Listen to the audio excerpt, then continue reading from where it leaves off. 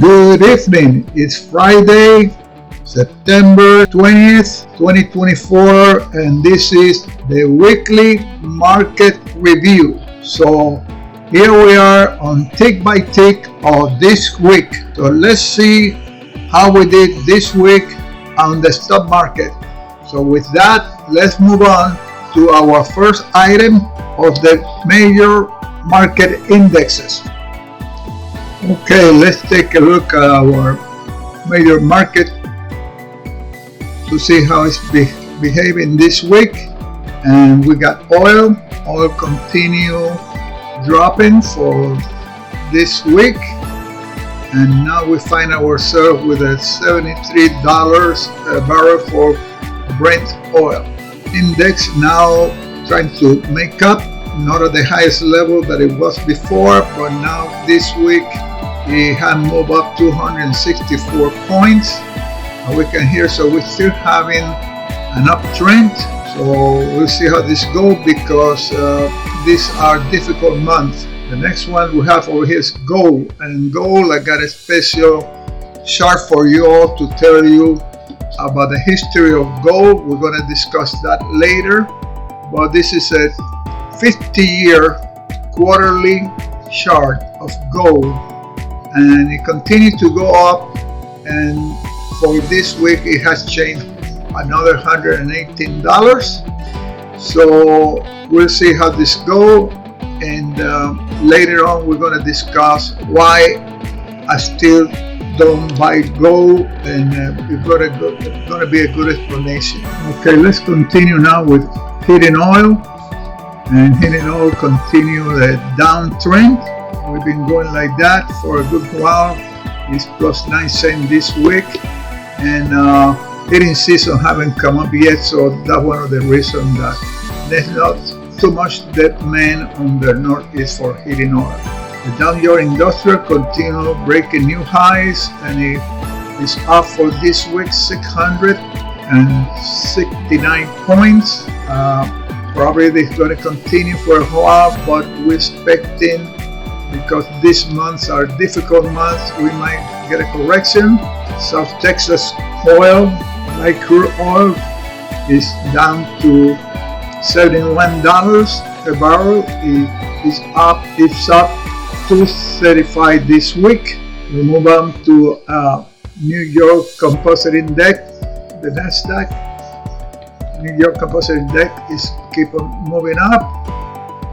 The other one is the S&P 500. S&P 500 continue on their way up, but remember, we're breaking new highs, so we gotta be careful, because these couple of months are always difficult to deal with. The American Stock Exchange, MX, is continue also flattening down a little bit. Be careful when you buy stocks that are listed on the MX, and if you see OTC on this particular stock or anything like that, that means it's over the counter, and therefore there's no regulation, and they don't have to make no reports or anything. So always remember that if you buy any stock that's have OTC, remember that it could be a risky business. Here we go with the composite index for the week, and the S&P Dow Jones Composite Average, and the transportation is flat. One of the reasons is that FedEx is taking a hit, so that's something else. And with that, we covered our major market indexes. So let's move on to, here we're in seasonality for the markets. And as you know, we're looking over here now at the last 5 years. Last week we showed 9 years. Today we're going to look something more closer, and we're going to do that by. So let's look at it for the last 5 years. Last week we did the 9 years, and as you can see, September and October have tendency to be negative. And we got a good chance that in the next, we got about another 5 weeks left before the end of October. when a report comes in from most companies to close the year. So right now, more likely we could lose 3 to 4%, like I mentioned last week. So we're still holding on that we might get a 5% correction. Well, let's take a look at the market sectors, and we can see the communication service continue moving upward. We also have the energy sector going on kind of flat. That's because oil prices going down, so there's not much profit. The financial sector went up 115 for the week. We continue moving for this week, so they're doing pretty good. We also have the industrial sector doing very well also, but we have to be careful. Technology is struggling, and notice that's what Tesla, Advanced Micro Device, Nvidia, and all that drove the market extremely high. They make about 13% of the Nasdaq, and now seems like they're running out of gas. So we gotta be careful. They include all these companies, and some of the trade had to be done short, and be extremely careful when it comes to this magnificent seventh, because we need to watch some of this fast moving that it has taken place. On the other side, consumer staple continue going up, so consumption is doing very well, and it's been like that for almost a year. Can't complain about that. The stocks that are in within that. We also have now the real estate sector. It continues an uptrend after resting over here for half of the year. We're moving up again. Interest rate, lower interest rate, and this last week on Wednesday they lowered 0.5%. This is going to create probably more demand for housing application, but this will take a couple of months before we see the results. So, but meanwhile, if you are in the real estate sector, you're doing very well.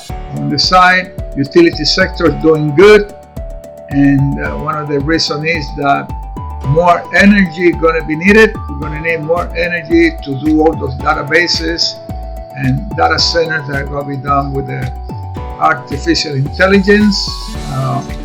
Healthcare sector is doing very well also. As people get older, nothing new about this. We discussed this last week. Consumer, discretionary, they're struggling a little bit. We haven't break the highs of 200, but they're trying to recover. So a lot of has to do with the airline delays and the cost of fuel going down, but they don't have enough plane now for the demand. So aircraft, there's going to be a shortage of aircraft, and this is going to be a complex situation with everything that's going on, especially with Boeing. So not much we can do about that. So I never liked airline stock, so I never have bought it. Communication continues to doing very well, and energy sector is flat, like we mentioned before. So with that take care of this sector, and now we're going to move into commodities. So let's see how commodities are doing. Okay, as I promised about commodities, let me talk a little bit about gold and why I don't agree with people that gold is a good investment. So this is my opinion, but let me start here. This is a 50-year price chart of gold. So we go from 1974 to 2024, 50 years. Back in 1974, gold was going about for $200 an ounce, a little bit than $250. And finally, 1977, it started moving up, and by the 80s, 5 years later, we were about $900 an ounce. Remember that this is a quarterly price for 50 years in order to get it into view. And what happened is that at one time I think it reached almost $1,000, close to $1,000. There were people that said that promoters that it would go to 1,200. That never materialized. But I never have heard a gold dealer that say it's gonna go down. It's just like the stock market. It's down a little bit. Other people will say, well, this is the time to buy because it's down. But not the way it works. This is reality. Shut up. Now, once we reached 1,000, then it took about a couple of years and we were back down to 250. And this is the part that is difficult to deal with. For 20 years, the price went nowhere. This is what is called a channel. Well, this is a long channel in our business. 20 years of waiting for a move, and two things happen when there is a channel. Either gonna plunge down or go up very mighty. Okay, so it break out. So it break out here, and now it goes up for 10 years up to $1,500. So you think about that doctor that I saw buying $100,000 in gold back at $250 an ounce. I had to wait 20 years and then wait another almost 5 years to break even. 4 or 5 years to break even before he make any money. That's a long time. You probably got better money, invested the same money in the S&P 500 for 20 years. You would have done better than what gold did. And it's liquid. You didn't have to pay for insurance. You didn't have to pay for storage. And you didn't have to worry that somebody might steal it. Now we moved from here, and finally by 2012 and 2013, we reached a new high of 1750. Then we go now to 2018 and we drop again. And finally in 2019, 5 years later, we make another move. And now we're coming from 1250 to 1750, a $500 move. And that's very close to what it was before, at 1750. So we got a gap of almost from 2012 to 2013 to 2020, that we got another 8 years for somebody to break even if they bought it when it was $1,500. Now they're making a little bit of money. Then we got a couple more years to 2023 at 1750, and finally now from 2023 up, we're breaking up from 17 to 2600. We almost have gone up $900 in a matter of a year or so. I'm concerned about this price. And remember, when gold sell off, it dropped hard very quickly. If I was an investor, in my opinion, at this time, I won't be buying at $2,600. I just invest my money on something else because we are in a risky position here. Of course, this is my opinion, and this is, as you know, this is why I always say that I never have go for an investment. So with that, we end this part, and let's talk about some stock that got good chance of moving up in the coming months or years. Okay, let's take a look at some of the newcomer stock that they show promise to continue going up. And we're going to talk about Constellation Energy Corporation. This company has been in business not for too long, so they've been traded in the stock market. They've been on it since 1922, and it's coming from $40 to almost $200. Got a little drop over here with the market, but otherwise it started looking that it's going to make a move. The next one that we're going to have, okay, here the next one, and that's Spotify Technology. Spotify's been having some hard time for a while, all the way down from the 20s, and now in 2023 they started to move, and they just about to break a new high. So for those of you that bought it back in 2023, when you got a good profit, and there's still so more to go. So this is why we're just making an opinion that this can be a good stock to invest. The next one is Nvidia. Nvidia doing very well. They're struggling now, and the reason is for all the hype that goes on about artificial intelligence. But we have to see that they have a 10-to-1 split, and when those things happen, of course, you have a situation that they drive the price up too high, and now we have to absorb all this jumping here from 50 to 130. We need to absorb this before we take off again.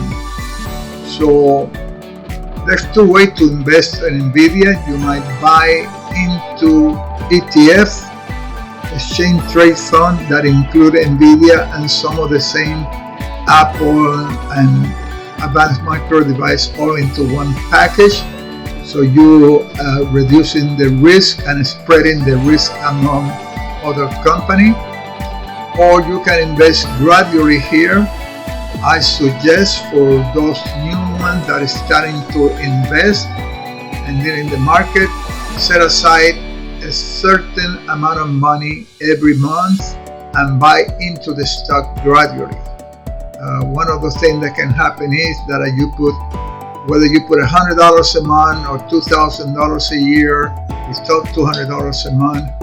In 10 years, you can stop putting money into it. If you're younger, that you got 20, 30 years to work before you retire, and you can retire with a good income, a good chunk of money during that time without adding any extra money. We'll talk about that later, but right now, Nvidia is a good candidate for that.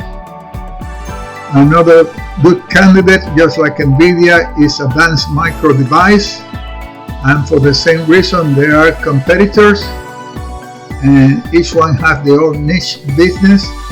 So we noticed that Advanced Micro Device back in 2018, it was $11 a share. It broke the $12, and I told my students that it was going to go up even higher, and went up to $150. But I sold back then when I was 75. Big mistake, but that's the way it is. But can't complain. We bought it at 18 and sold at 75, so we should not be crying over water under the bridge. So since 2022, they had gone down. Now we start moving up again. Advanced Micro Device taking the move that it take it to 2024. However, recently, after all this stuff, we having problems, but the other ones are having it too. Deliveries and shortage of material create cut into the profit. But this is another one that you can participate, and you can also do that if you buy into exchange trade and ETF. You don't pay no commission, and you only just pay the few cents for the federal government that collects on every trade, and you can do the same thing. Invest a couple $100 every month for 10 years and then sit there and let it ride. So with that, let's move to the next one. Okay, this one that I got an opinion on it is American Express. We own it, so I'm letting you know that we own some stock in American Express. This is not a recommendation because I own it, you should buy it, but it's a good candidate for the simple reason of the track record. This company is over 100 years old. It doesn't disappoint anybody. They're in the financial business and they do good business, and right now the trend on all the indicators indicating that there's some more to go up. So why not get the opportunity? For this week, this is a weekly chart. This stock has moved almost $10. This is a good trade for the week with a U-bot option. Remember, we specialize in options, but for the options, or also as an investor for the long term, it's a good company. The next one is Tesla. Tesla is up almost $8 this week, but they're struggling. Think about this, we're having a downtrend, and then when we go from here to here, finally I've broken up with that downtrend. We can draw a line for you right quick over here, and let's do this right quick so you can see what I'm talking about. When you put this line over here above all these three top, finally we see that is breaking out from this trend. So this could be a reversal, or the indicators are showing that's going up. The volume is kind of about the same, seems like it's slowing down, but the CCI is moving also, and the MAC is start moving into the positive territory. So Tesla is something to consider at this time. We're going to have some resistance at 250 and at 275. So, and then we have a long way to go to get back to 400. So it has happened that within the 3-4 years, this stock get back to the 400. You have double your money, and this is just about 25% return a year for whatever you have invested. And based on that, we also own some few shares of Tesla. Again, it's not that I say buy because I bought it, but it's a good candidate to invest in a fractional manner of whatever the individual can afford. Here we're going to have FedEx. FedEx is a transportation, just competing with Amazon delivery and everything else. However, FedEx is coming from the 140th and it has moved to the 280. So this stock has doubled in a year and a half. Can't complain. It cannot step. But then again, we have the same issue. We have higher high at this point,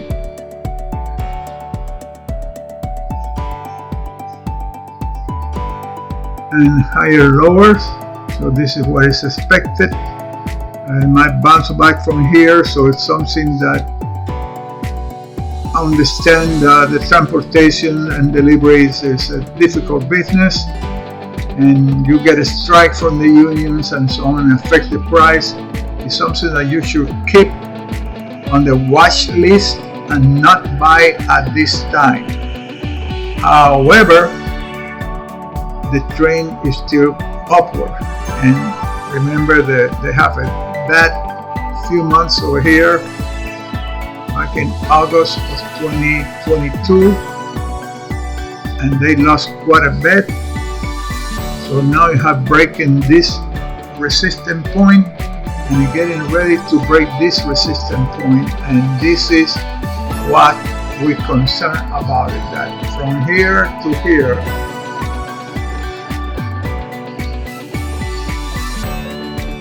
it's just trying to break that line, the 300 mark. So if we break up from here, then FedEx will move into a better position. It's $300 a share, close to $290, and it closed minus $31 this week. This is a big drop. There might be an opportunity here, but I cannot tell you. I don't have no crystal ball like I mentioned before. So with that, we're going to recommend and take a look at this one. It's called Cube Smart. It's a weekly chart, and for the whole month of July to August and going into October, they have moved from $42 to $55. All the indicators shows that it's moving in the right direction, and they're listed in the New York Stock Exchange. That is also good, and all the indicators are pointing upward. They have break out a new record here for a new high. So that was back in 2020 when it was $27 and it went up to 50. Then it absorbed all this and went to 35. It went flat again, and now on this little channel, and now it's moving upward. So it's something to consider for the price of $55, $52, $53. It closed at $53.94, $54 a share. Seemed to be a good stock. So you could buy or wait for the next couple of 6 to 8 weeks while all this volatility settle in the market. However, it doesn't seem that the volatility affected these guys at all because they just keep on moving upward. So with that, that's it. And now we move to the crypto, which should be the last part of this video for this week. Okay, let's look at some of the cryptocurrencies, see how it's doing. Remember, I don't do crypto, however, a lot of people do, so I provided the information here for this week. And here where we stand with crypto, Cardano is still going down. It's trying to recover, but we got some time to go before it starts moving up again. And it's close to the 35 same point. The next one is Bitcoin Cash, and it's at 350. The Bitcoin Cash to the US dollar is 350. It's still in the same situation. We haven't break out yet. Maybe go up to 700, but we got some time to go, so it's no need to buy now. We also got Binance Coin that remains kind of flat, as we can tell in here.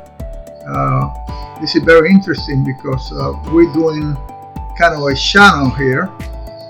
It's just remaining in certain area, and it's been going like that for more than the whole year. Since April, we've been having this little track here. And what could happen is that if we pass, if you overcome the $700, it will break out. So take that in consideration. But so far right now, every time it gets to 600, it go back down again. So there's no need to messing around with it because it's only something like $17 for 600, and it might go back down again. Here we go with the Bitcoin versus the US dollar. This is another one that is about $50. Then of course we got the big dog over here, Bitcoin. US dollar is right at 62,900, so that's about 63,000. It seems like it's gonna break out again and head to the 70,000. But we had to break out the $65,000 before because it might encounter some resistance in the below 65,000. So be cautious with this until it's clear. Don't jump into it because it's not there yet. We got some indicators that telling us that it might start going down a little bit, so be careful with that. No need to rush and trying to make money on something that is going to hurt you. This stuff is very volatile also. The next one is Dogecoin. Well, here we go, 10 cents.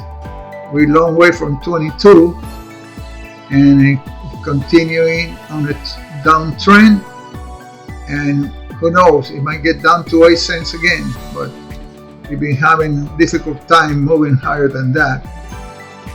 So it's no need to invest on something that is not going to be profitable. And the last one is this one, the US to the dollar, and it's about 50 cents. And with this is the last one for Bitcoin. And now we move to the option trade of the week. On the option trade this week, We didn't make any trade this week on options, so there's nothing to report. However, we're going to use this time to show you a little bit when you buy options what you have to be on the lookout for. Number one, options have what they call bid and ask price. So the bid is what people are willing to sell, and the ask is what the dealer willing to sell, and the bid is what the dealer willing to buy. Whichever you put it, some people say, well, that's what people are willing to sell, and this is what the dealer willing to buy. But in reality, the market maker is the one that decides on this price, and when you buy, he sell it to you for $7.30. This is just like an auction, and when he buy, he gotta make some money. Just like you buy gold, and they charge you $10 above a spot price, and when you sell it $10 below the spot price. No different. But anyway, what we have to consider is, number one, you want to make sure that your options have a lot of open interest, a lot of volume where you can cash in right away. On the other side, if you are in the money or you are out of the money. And this is just a guideline, what they call delta. Is we were to buy a call on this particular stock, that it don't matter what name is it or not. We're doing this with Nvidia, but that's not the point. For every dollar that the stock goes up, you can expect to get about 53 cents. Okay, and you have to pay $4.20, which is going to be the ask price. So one contract going to cost you $420 plus $6.50 commission and 13 cents for the federal government and what have you. Now, as the price goes up, this increase, and then let's say that it goes up to $1. Now you start getting about 44 point, in volatility improvement.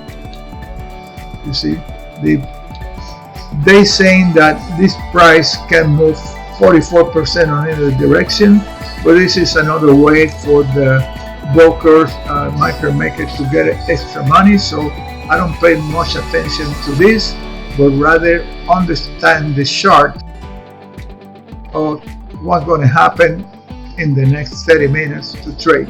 So notice that as it goes into the money, if you bought at 116, you probably start getting now about 4 extra cents per share. And eventually, as it goes into the money, that what you get is about, in this case, about 71 cents, but it never gets to 100%. Okay, so it's something to know about it. Just because the price changed $1, your option don't want to go up $1. And just because the price go down $1, your option don't want to go down $1 per share. Remember, $1 can mean a lot. If you got 10 contracts, it could be that even a dollar move on the stock, it can either make you $500 or you might lose $500 and 1,000 shares. In other words, 50 cents per share. So you got 10 contracts. Each contract got 100 shares, so that's 1,000. Now notice the price. This is from 415 to 420. So that means that it's only 5 cents different between the bid and the ask. If we do the same thing and try a different stock, let's say, let's try Tesla for example, and see what we're going to do here with the. Okay, Tesla is 445 to 555. I mean 550, 545 to 55. It's 10 cents different. So bid and ask, it got 10 cents different, and therefore when you buy a start, you're going to start what? 10 cents times 1,000. So you can start $100 down into it instead of 50. let's look at another one here, like for example, let's look at this other option here. Two is one is about $5 off the money, $3.90, right? And it's $3.89, so it's just about $1 off. However, look at the option, $3.95 to $4.20. That means that when you buy, you're going to pay $4.20 per share. You buy 100 contract, 10 contract, they're going to be 1,000, so they're going to be 4,200. So there is what? 25 cent difference. And 25 cent difference between the ask and the bid price, that's $250. So when you buy it, it's going to cost you $250 because you're going to have to buy it at $4.20. And when you sell it, you see, when you sell it, it depends on what point you sell it. Let's say that your options now is in the money, right, at $382, so it's about $7 in the money. The option now worth $9, but the dealer wants $9.60 to buy it and to sell it $9. So let's say you bought it here for $3.95, $4.20. The $4.20 now, your stock worth $9.60, so you have made $5, right? But remember, you got $250 that it cost you, so you're going to be that. Now to sell it, you're going to get what? $9. Now you're talking about 60 cents different to sell. So you're going to get $9, and it costs you $4.20. So look at the difference. 60 cents now to sell it, right? So that means that when you sell it, there's another $600 from the bid and ask price, and $250. This trade completely turning around, it could cost you $800.